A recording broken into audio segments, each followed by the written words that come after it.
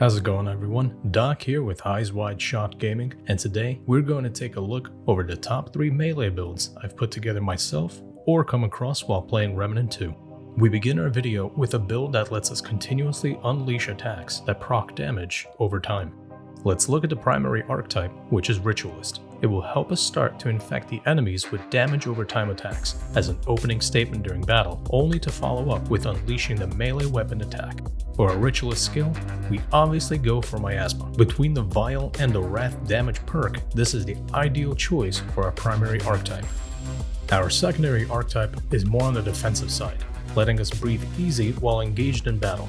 We have on Challenger, which increases all of our damage to enemies within 10 meters by 35%. We are melee oriented, so we will definitely be within 10 meters of our enemies. The skill accompanying Challenger is Juggernaut. The increased movement speed, and melee damage truly is the ideal choice in the Challenger skill tree. For the amulet, I went towards an elemental approach, so the Effluvium Enhancer is ideal with its increase to acid damage by 20% and corrosive damage by 50%. The first ring we have on is the Red Ring of Death, and even though we are playing on Xbox, we aren't worried. It duplicates the last negative status effect that the target had, but drops the damage that the status effect does by 10%. Fair trade. Next ring is Brawler's Pride. Very cut and dry. Just increases our melee attack speed by 15%. This ring can be swapped with any ring that enhances elemental damage of any kind. For our third ring, we opt for the Bisected Ring, a fantastic choice to never have to worry about stamina, as it lets you gain infinite stamina, but in return, all the damage you receive is increased by 15%. And lastly, for the fourth ring we have equipped, the Burden of the Destroyer. Since we are focusing on melee, we don't care so much about the decrease in ideal range of all firearms. Instead, we enjoy the increase of all damage dealt by 15% that the ring does give us. Now we can look at our melee weapon, the Atom Splitter, a high 300 damage output, only complemented by the mod Fission Strike, as well as the mutator we have on, Tainted Blade. In this build, it allows us to continuously have an output of damage over time with its application of Corroded. For our Relic Heart, I chose Ripened Heart, along with elemental damage, melee attack speed, and melee damage. The 3 most important traits we put points into are Fortify, Bark Skin, and Siphoner, as they help keep us alive through the battle. Let's go ahead and take a quick look at how exactly this build comes together.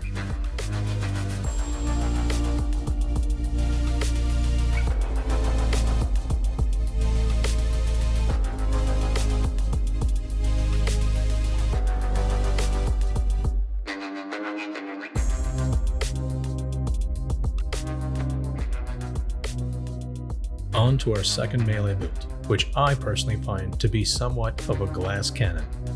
We start off with the Invader archetype as our primary choice. That way we can pick the skill Wormhole for the increase by 300% to the next melee or ranged attack after using it. And for our second archetype, we again choose Challenger, along with the Juggernaut skill to gain movement and melee speed, as well as reduced stamina. Juggernaut also increases our melee damage by 50%. So just by using both of our skills before a melee attack, we get an increase of 350% damage for 5 seconds. The amulet we have on is Butcher's Fetish, allowing us to increase critical chance by 15% and critical damage by 25% after striking an enemy with a charged melee attack, which is the only way we will be attacking. The first ring we have on is the Probability Cord, a static increase to our critical damage by 30%. Next up, our second ring, Flyweight's Sting. It increases our melee damage by 25% when we have an armor encumbrance of 0, adding more damage to our melee strikes. The third ring is Braided Thorns. This ring allows us to gain a 15% increase to critical chance after killing an enemy. So, if our first strike kills an enemy, the following strike from our charged attack will have a critical chance increase by 30%. The last ring we have equipped is Burden of the Gambler. It disables weak spots but further increases our critical chance by 10% and our critical damage by 20%. The weapon of choice in this build is Spectral Blade. With its whirlwind charge attack and overdrive mutator, it devastates anything in the room around us. Altogether, our critical damage is further increased by the level 10 aspect of the mutator by another 20%. For the relic heart, I chose Dragonheart, a basic and standard pick, along with melee critical chance, melee critical damage, and melee damage. The three main traits we want to have maxed out are Resonance, Endurance, and Recovery. Now let's take a gander at how this build works.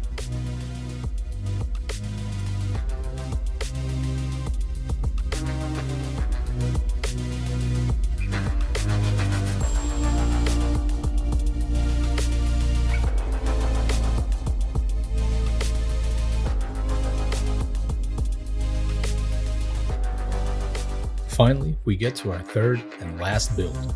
I've had a lot of fun putting this together, and I hope you all have just as much fun using it.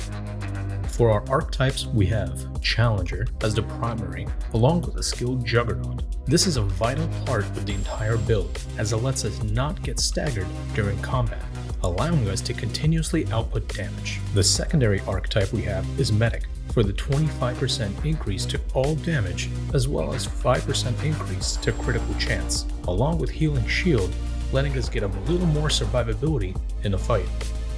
Let's take a look at our amulet. We chose the Decayed Margin. This allows us to gain 1.5% base damage dealt as lifesteal, and for each 25% of our health missing, we gain an additional 1.5% melee lifesteal. If our health is full, we have an added 25% melee damage bonus. The first ring, and another crucial part to this build, is the Bisected Ring. Although we receive 15% more damage, the infinite stamina lets us continuously attack, letting us heal non-stop. The second ring is an obvious choice in this build, Dying Ember, helping us gain 6% of base melee damage dealt as lifesteal.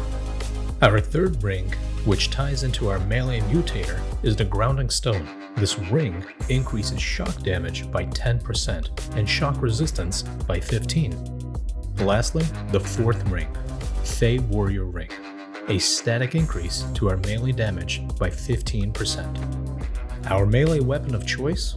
The Steel Flail, a solid 207 base damage that is only complemented by our ability to continuously chain overhead swings. The mutator we opt for is Shocker, which empowers our main weapon after 5 hits and allows our next charge melee hit to strike all enemies within 7 meters with 300 shock damage, applying overloaded and dealing an additional 750 damage over 5 seconds. The relic heart we have equipped is Constrained Heart, with melee damage, elemental damage, and armor effectiveness. Our traits are simple as well. Fortify, Siphoner, Regrowth, and Barkskin are the most valuable choices. Let's take a look at how this build works. I hope this video helps everyone with finding a melee-based build that they can enjoy. If you can make them better, comment how, and don't forget to subscribe. Thank you for watching, thank you for listening, and until next time, so long.